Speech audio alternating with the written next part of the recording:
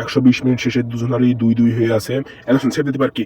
ও এলিসনের সুন্দর সেভ। এবার দেখা যাক উসমান ডেম্বেলে গোল দিতে পারে কি?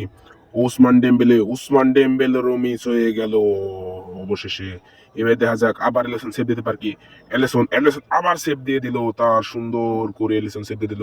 এবার সে রোনাল্ডো দেখা যাক গোল দিতে পারে কি? গোল গোল গোল গোল হবে কি দেখা যাক।